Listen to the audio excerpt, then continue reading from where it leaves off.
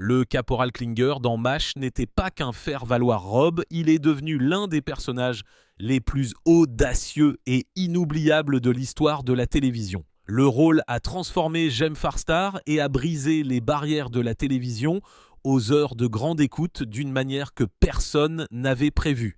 Mais alors que le public riait des stratagèmes loufoques de Klinger, la vie réelle de Farr ne ressemblait rien au personnage qui l'incarnait. Loin des projecteurs, il a vécu des luttes personnelles, des chagrins familiaux et des problèmes de santé que les fans n'ont jamais vus. Et maintenant, nous connaissons enfin la vérité sur la vie personnelle de Jem Farr qui est restée cachée pendant des années, l'ascension de Jem Farr. La performance de Jem Farr dans MASH a fait de Klinger l'un des personnages les plus aimés de la télévision et lui a offert une sorte d'immortalité dans la culture pop américaine. Mais alors que des millions de personnes riaient de ses frasques, peu de gens connaissaient le chemin difficile qu'il avait parcouru pour y parvenir. Et encore moins connaissaient les défis et les chagrins qui l'attendaient après la fin de la série. Jem Farr est né J. Farah le 1er juillet 1934 à Toledo, dans l'Ohio. Ses parents étaient des immigrants libano-américains qui ont élevé leurs enfants dans un quartier ouvrier uni. La vie à la maison était simple, mais loin d'être facile. Comme de nombreuses familles immigrées de l'époque, les Farah travaillaient sans relâche pour joindre les deux bouts et chaque membre du foyer devait contribuer. Enfant, Jem a fait sa part livrant des journaux et aidant dans le magasin de son père. Ses premiers emplois lui ont appris la responsabilité et lui ont donné une solide éthique de travail qu'il a conservée tout au long de sa vie. Jem a goûté à la scène d'une manière inattendue. À l'âge de 11 ans, il participe à un concours de théâtre local et bien qu'il n'ait pas remporté le premier prix, il est reparti avec une récompense de 2 $. Cette petite victoire a suffi à déclencher quelque chose lui. Et il a rapidement découvert son amour pour la scène et l'attention qui découlait. Cette première expérience a planté une graine qui allait devenir une passion de toute une vie pour le théâtre. Au lycée, Jem nourrit cette passion jouant dans des pièces de théâtre scolaires et des productions communautaires. Après avoir obtenu son diplôme, il jette son dévolu sur la Californie et s'inscrit au Pasadena Playhouse, une école d'art dramatique respectée qui a formé de nombreux acteurs qui ont fait carrière. Son talent n'est pas passé inaperçu. Pendant son séjour au Playhouse, Jem attire l'attention d'un chasseur de talent. Et cette seule découverte lui a valu sa première grande opportunité, un petit rôle dans le film novateur de 1955, Graines de violence. Il y joue un personnage nommé Santini, un élève d'un lycée difficile du centre-ville. Bien qu'il s'agisse d'un rôle mineur, l'expérience est inestimable. Il a marqué son entrée à Hollywood et lui a donné un aperçu des possibilités à venir. Mais Hollywood est rarement un chemin tout tracé et pour Jem, la route allait prendre une tournure inattendue. 1957, il est enrôlé dans l'armée américaine. Cependant, plutôt que de le considérer comme une interruption, il a embrassé son devoir. Il a servi comme spécialiste de la diffusion Corée et au Japon, produisant des émissions de radio et des divertissements pour les troupes. Son service lui a donné quelque chose d'unique parmi les acteurs de MASH, à savoir une connaissance de première main de la vie militaire pendant la guerre de Corée.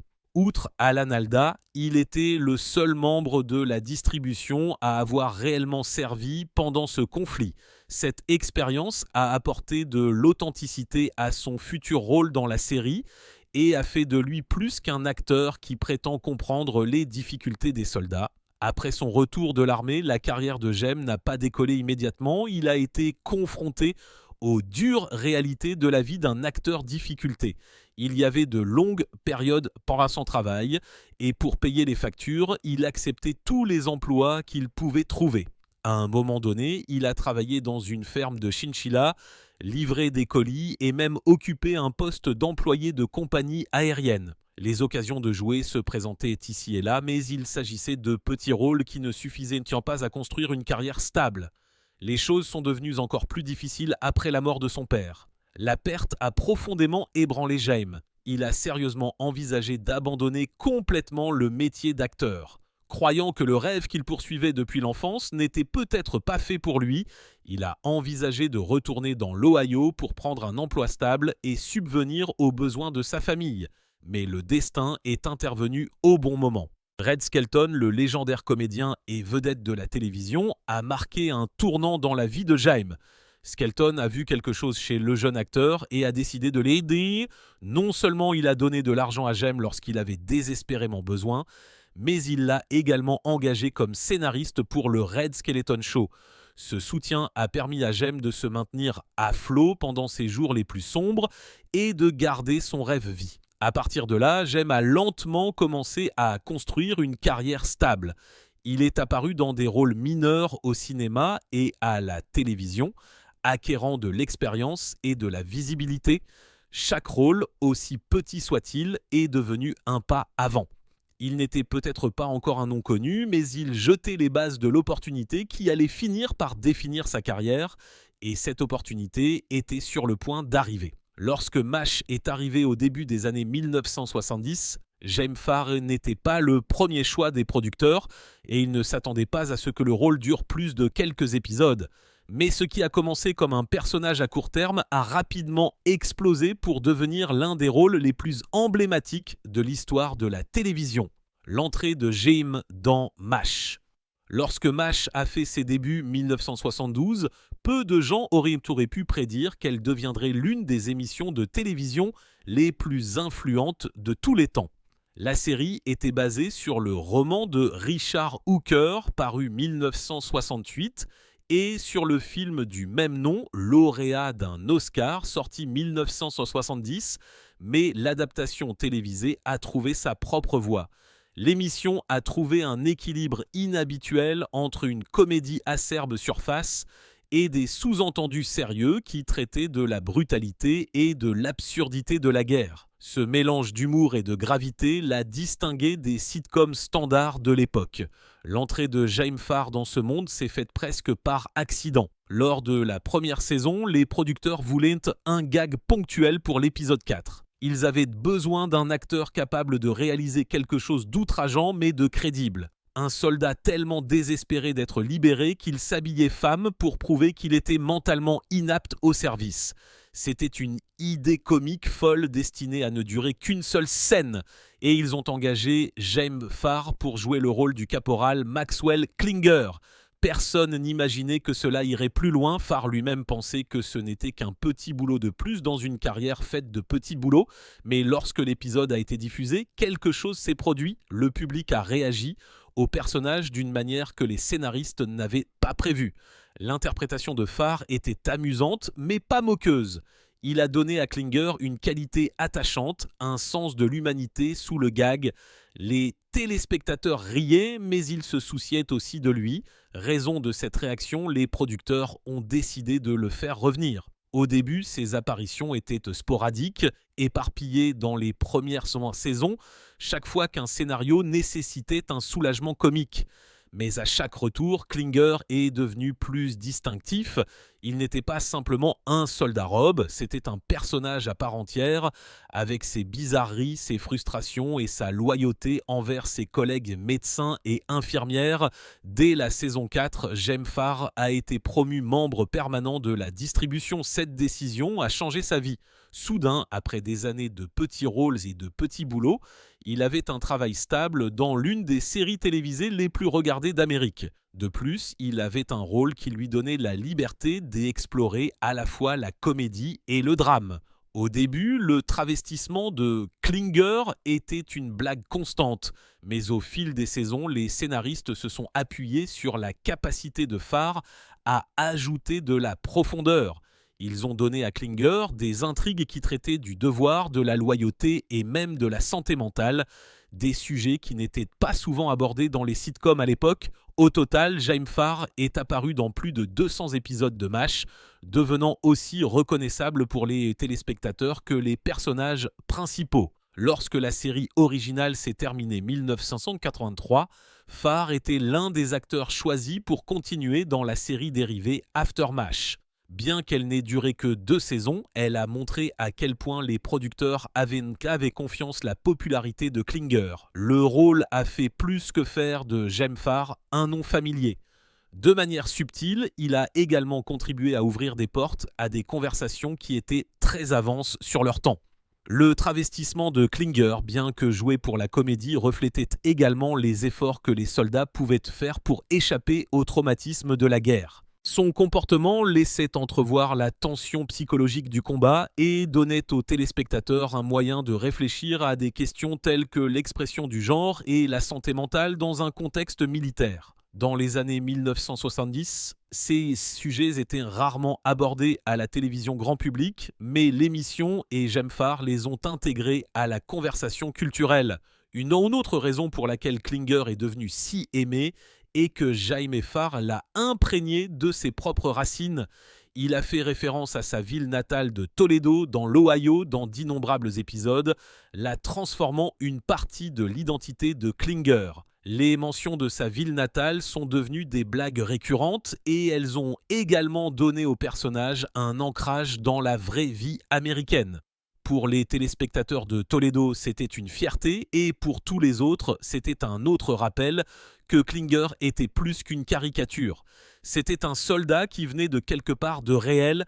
La reconnaissance a rapidement suivi. 1985, Jem Farr a été honoré d'une étoile sur le Hollywood Walk of Fame, cimentant ainsi sa place dans l'histoire du divertissement. C'était une réalisation bien au-delà de ce que le garçon difficulté de Toledo, qui avait un jour pensé à abandonner complètement le métier d'acteur, aurait pu imaginer. Malgré ses réalisations, dans les coulisses, le monde de MASH n'était pas sans tension. Au fur et à mesure que la série gagnait popularité et que les personnages qui évoluaient, des désaccords créatifs et des luttes pour les personnels menaçaient parfois de déchirer le tissu de l'émission. Les acteurs s'entendaient-ils bien ?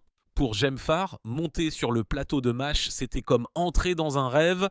Après des années de lutte pour de petits rôles et des petits boulots, il s'est retrouvé dans une distribution qu'il a décrite plus tard comme l'équipe de rêve parfaite.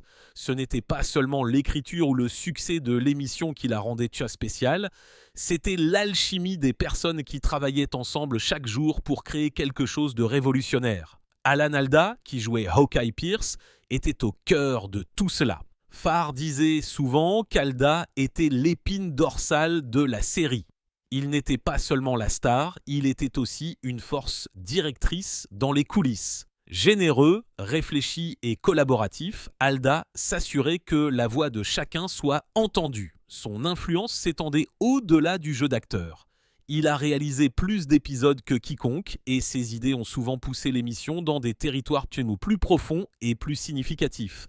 Farr l'admirait pour son leadership et sa capacité à équilibrer la comédie avec les thèmes bien sérieux qui définissaient MASH. Le respect de Farr s'étendait également à ses autres co-stars. Loretta Swit, qui jouait le Major Margaret Hulan, l'a impressionné par son dévouement. Gary Berghoff, qui jouait Radar O'Reilly, a apporté à l'écran un mélange d'innocence et de cœur qui correspondait à sa véritable personnalité. Alors que Harry Morgan, qui a rejoint l'émission plus tard dans le rôle du colonel Sherman Potter, est devenu comme une figure paternelle sur le plateau. Travailler avec des acteurs de ce calibre était non seulement gratifiant, mais aussi humiliant. Bien sûr, une émission de longue durée n'est jamais sans désaccord.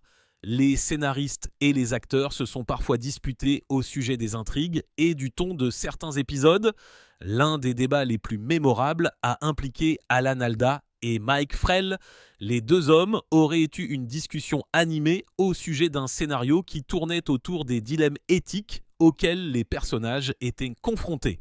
Les deux hommes se souciaient profondément de l'orientation de l'émission et voulaient que les thèmes soient traités avec soin. L'argument n'était pas une question d'ego, il s'agissait de s'assurer que le matériel était à la hauteur des normes qu'ils s'étaient fixées pour eux-mêmes et pour leur public, mais tous les départs de l'émission ne se sont pas déroulés aussi bien. Wayne Rogers, qui jouait Trapper John dans les premières saisons, est parti après des divergences créatives persistantes avec les producteurs. Il aurait estimé que son personnage était éclipsé et sous-développé par rapport à Hawkeye. Bien que son départ ait déçu de nombreux fans, il n'y a pas eu d'amertume durable entre Rogers et Alda. Fait, les deux hommes sont restés amis pendant des années, prouvant que les désaccords professionnels n'avaient pas à ruiner les relations personnelles. Un autre moment de tension dans les coulisses est survenu lorsque William Christopher, qui jouait le père Mula, a été diagnostiqué avec l'hépatite. À la télévision, les problèmes de santé entraînent souvent des décisions difficiles et il a été sérieusement question de faire disparaître son personnage de l'émission. Mais Alda est intervenu. Il a personnellement écrit un épisode qui tenait compte de l'état de santé de Christopher, s'assurant ainsi qu'il resterait membre de la distribution. C'était un acte de loyauté et de compassion qui reflétait le sens de la famille que les acteurs avaient bâti ensemble. Ce sens de la famille s'exprimait également de manière plus légère. Le plateau de MASH était souvent rempli de rires et de farces. Les acteurs se jouaient des tours élaborés les uns aux autres, brisant ainsi la tension de longues heures de travail sur un matériel émotionnellement si lourd. Mike Frell, par exemple, a un jour envoyé à Alan Alda un télégramme chanté dans le cadre d'une blague qui durait depuis longtemps. Ces farces sont devenues une tradition, une façon de se rappeler que même au milieu de récits de guerre et de pertes, il y avait de la place pour la joie et la camaraderie. Pour Gemfar, ces moments passés derrière la caméra étaient aussi importants que ceux qui se passaient devant. Il disait souvent que le lien entre les personnages, que les téléspectateurs voyaient à l'écran, était réel. L'affection, les disputes et les rires provenaient tous d'une connexion authentique que les acteurs partageaient. Bien qu'il y ait eu parfois des frictions, elles étaient du genre de celles qui se produisent dans n'importe quelle famille. Et comme une famille, les liens entre les acteurs ont perduré même après que les caméras ont cessé de tourner. Lorsque MASH a pris fin 1983, elle a laissé derrière elle un héritage qu'aucune autre émission de télévision n'a tout à fait égalé.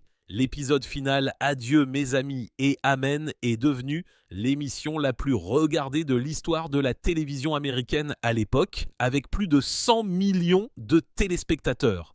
C'était un moment culturel, mais aussi un moment profondément personnel pour les personnes qui avaient y passé plus d'une décennie à travailler côte à côte. Pour Farr, dire au revoir à Klinger et à l'émission était doux amer. Il était passé d'un joueur occasionnel amené pour un gag à une figure centrale de l'une des plus grandes réalisations de la télévision. Après la fin de l'émission, Gemfar a décidé d'aller au-delà du personnage qu'il avait défini et de se tailler un nouveau chapitre après avoir vécu si longtemps dans l'ombre d'un rôle inoubliable. Cependant, ce qui lui est arrivé par la suite a été rempli de rebondissements, de luttes et de virages surprenants que la plupart des gens n'ont jamais vu venir. La vie de Jam après MASH. Lorsque MASH s'est terminé 1983, Gemfar a été confronté à un dilemme qui a hanté de nombreux acteurs qui sont devenus étroitement identifiés à un seul rôle. Il avait passé plus d'une décennie à donner vie au caporal Maxwell Klinger et le public l'adorait pour cela. Mais cet amour s'accompagnait d'un défi. Le stéréotype. Les directeurs de casting avaient souvent du mal à voir au-delà des robes, des frasques et du charme qui l'avaient rendu célèbre. Les rôles dehors de la comédie où les personnages excentriques étaient rares. Pourtant, Farr était déterminé à ne pas laisser sa carrière s'éteindre. Il a travaillé dur pour se réinventer, trouvant des opportunités dans le cinéma, la télévision et le théâtre. Dans les années qui ont suivi MASH, Farr est apparu dans plusieurs films qui lui ont donné une nouvelle visibilité. Il a rejoint la distribution de la trilogie Cannonball Run, apparaissant aux côtés de grands noms comme Burt Reynolds, Dom DeWitt et Jackie Chan. Les films étaient remplis d'humour burlesque et de cascades extravagantes. Et bien qu'ils n'aient pas été salués par la critique, ils ont connu un succès au box-office. La présence de Farr dans ces films a contribué à prouver qu'il pouvait faire partie de projets d'ensemble plus importants dehors de son rôle emblématique à la télévision. Il a également obtenu un rôle dans le film de Noël de 1948, Le sapin à des boules, avec Bill Murray. Bien que son apparition ait été brève, elle l'a placé dans une relecture moderne d'une histoire classique qui reste un incontournable des fêtes. Au-delà de cela, il a joué dans de nombreuses émissions de télévision, allant d'émissions légères comme La Croisière, s'amuse à des comédies plus contemporaines comme Tad Seb's Show. Chaque apparition l'a maintenu devant le public et a rappelé aux gens qu'il était plus qu'un acteur à un seul rôle. Pourtant, c'est sur la scène que Farré a trouvé certaines de ses plus grandes satisfactions. Après MASH, le théâtre lui a permis d'étendre ses talents d'une manière que la télévision limitait parfois. Il a joué dans de multiples productions et a même fait une tournée avec sa co-star de MASH, William Christopher, à un moment donné.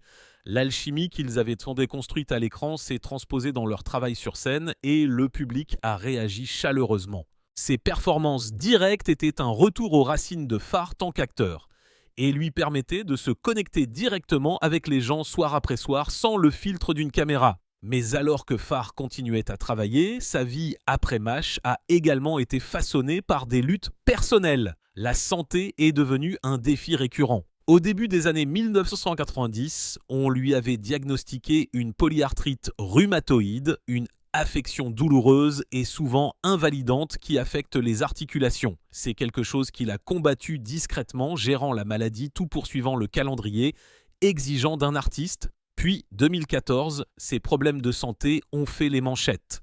Lors d'un spectacle de théâtre-dîner à Edmonton, au Canada, Farr s'est soudainement effondré sur scène.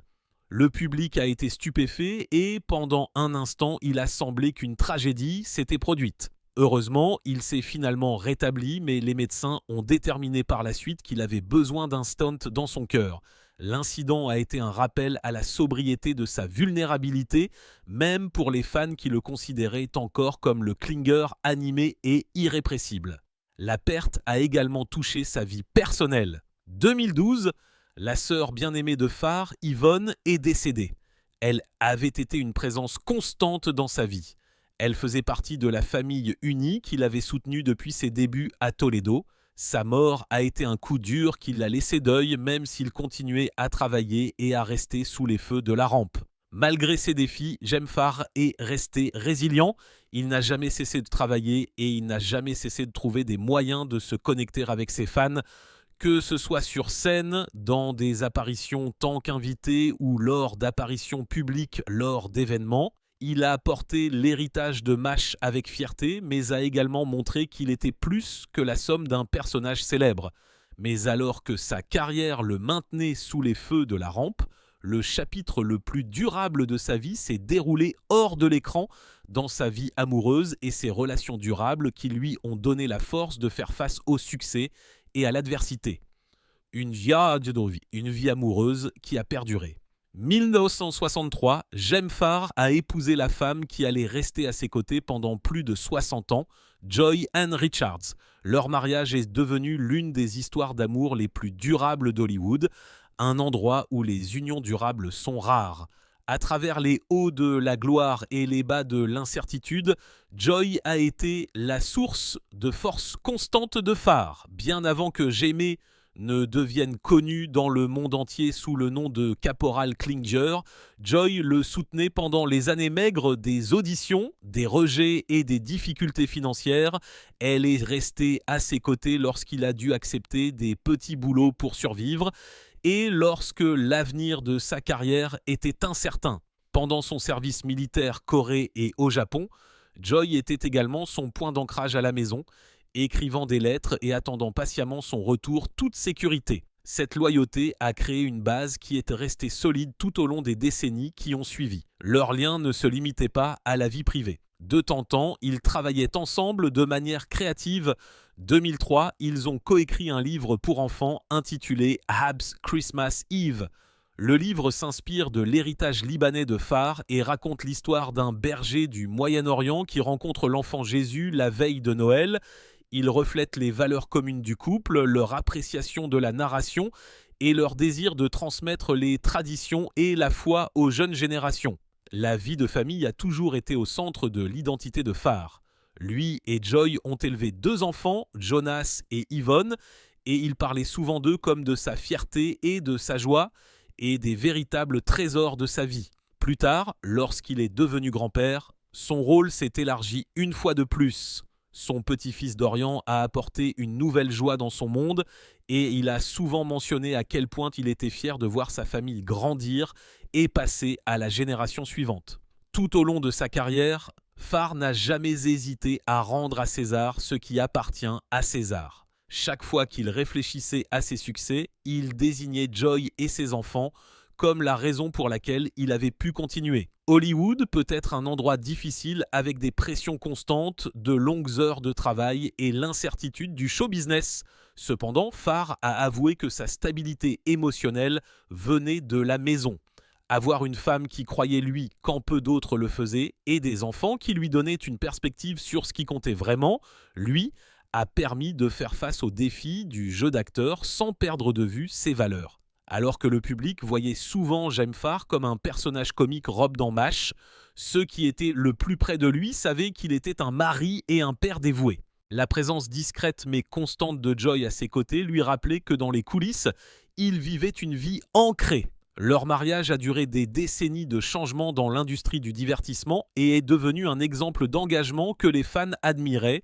La vie amoureuse et la famille de James Farr brossent un tableau de stabilité, de foi et de dévouement. Mais il s'avère qu'il existe des détails peu connus et des faits surprenants à son sujet que même les fans de longue date ne connaissent peut-être pas. Ces détails révèlent un côté plus léger et plus inattendu de l'homme derrière Klinger, fait surprenant sur James Farr. Même avec une carrière aussi publique que celle de James Farr, de nombreux détails de sa vie restent surprenants pour les fans. Au-delà de MASH et du rôle du caporal Klinger, il a vécu une carrière remplie de moments uniques, de choix inattendus et de réalisations qui ont mis évidence à la fois sa créativité et son caractère. Saviez-vous que l'une des décisions les plus personnelles que Farr a prises pendant MASH concernait ses enfants ? Pendant des années, les tenues extravagantes de Klinger ont été un élément déterminant du personnage. Mais au fur et à mesure que les propres enfants de Farr grandissaient, ils s'inquiétaient de l'impact de ces costumes sur eux à l'école. Ils ne voulaient pas qu'ils soient taquinés ou pointés du doigt à cause du rôle de leur père. Ainsi, par amour et par souci pour eux, il a progressivement cessé de porter des vêtements de femme dans l'émission lors des saisons ultérieures. Ce changement n'a pas diminué l'impact de Klinger, au lieu de cela, il a permis au personnage d'évoluer dans de nouvelles directions, tout protégeant la famille de Farr des attentions indésirables. Un autre fait peu connu concerne les plaques d'identification que Klinger a portées tout au long de la série. Contrairement à de nombreux accessoires utilisés sur le plateau, les plaques de Farr n'étaient pas des répliques. Il s'agissait de ces véritables plaques d'identification militaire de l'époque où il servait dans l'armée américaine pendant la guerre de Corée. Ce détail a donné à sa performance une authenticité qu'aucun scénario ne pouvait créer. Les téléspectateurs ne l'ont peut-être pas réalisé, mais l'étiquette symbolisait un lien authentique et émotionnel entre la vie de Farr et le rôle qu'il a défini.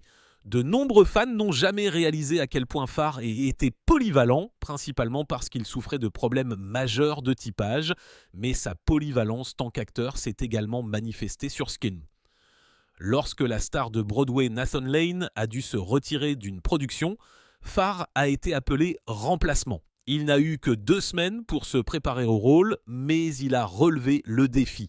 Ce revirement rapide a mis évidence non seulement son professionnalisme, mais aussi sa capacité à s'adapter rapidement. Des qualités qui l'avaient aidé à surmonter ses premières difficultés à Hollywood et ses années dans MASH. Farr s'est également aventuré dans la radiodiffusion d'une manière différente, animant un segment radiophonique quotidien intitulé Traveling Farr. Cela lui a permis de se connecter avec le public au-delà de la télévision et du cinéma, partageant des histoires et des conseils de voyage dans un style conversationnel amical. Le programme a montré sa capacité à s'engager avec les fans dans un autre média, prouvant que ses talents ne se limitaient pas au seul jeu d'acteur. Sur grand écran, Farr détient une distinction unique. Il est le seul acteur à apparaître dans les 3 films Cannonball Run. Alors que d'autres stars sont allées et venues tout au long de la trilogie, la présence de Farr est restée constante, ajoutant de la continuité à la franchise. Cela lui a donné une place dans une série qui, bien que légère et chaotique, reste un favori nostalgique pour de nombreux cinéphiles des années 1980. La publicité a également joué un rôle dans sa carrière. Farr est apparu dans des publicités pour des marques comme Wonder Bread et Mars Bars. Ses apparitions n'étaient peut-être pas aussi glamour que les films hollywoodiens, mais elles l'ont maintenu sous les feux de la rampe et ont reflété la confiance que les entreprises à Oz avaient, son image accessible auprès de millions de téléspectateurs. Farr était reconnaissable et avait des qualités attachantes qui ont fait de lui un porte-parole efficace. Dehors du divertissement, Farr a également fait preuve d'un sens des responsabilités civiques. Il a contribué financièrement à des campagnes politiques, soutenant souvent des candidats libano-américains qui représentaient son héritage. C'était sa façon d'honorer ses origines et de redonner à la communauté qui l'a façonné. Sa ville natale de Toledo ne l'a pas oublié non plus. La ville a renommé un parc son honneur, le désignant officiellement comme le parc Jem Farr. C'était un geste de gratitude de la part de l'endroit qui avait nourri ses premiers rêves et qui a permis à son nom de faire partie intégrante du paysage de la ville. Sa contribution la plus durable dehors du divertissement est peut-être venue du sport et de la charité. Farr a animé le Jem Farr et Toledo Classic, un tournoi de golf professionnel pendant 28 ans. Sous sa direction, l'événement a permis de recueillir des millions de dollars pour des œuvres de bienfaisance pour enfants dans l'Ohio et au-delà. Le tournoi est devenu une tradition communautaire, attirant des fans, des célébrités et des golfeurs du monde entier. Farr a clairement indiqué à quel point il était passionné par la création d'opportunités de redonner et par l'utilisation de sa plateforme pour quelque chose de plus grand que la renommée personnelle. Jem Farr était plus qu'un acteur qui a joué un personnage inoubliable. Il était un père qui faisait passer ses enfants premiers, un artiste qui a saisi les opportunités sur scène et à l'écran, une figure communautaire qui a utilisé son influence pour le bien et un homme dont l'héritage s'étend bien au-delà d'Hollywood. Et derrière les rires de Mash et l'image de Klinger, Jem Farr a construit une vie remplie de résilience, de générosité et de réalisations surprenantes qui résonnent encore aujourd'hui. Quel était votre personnage préféré dans MASH? Dites-le nous dans la section des commentaires ci-dessous. Si vous avez aimé cette vidéo, n'oubliez pas de cliquer sur la vidéo suivante sur votre écran, aimez cette vidéo et abonnez-vous à notre chaîne pour plus de mises à jour.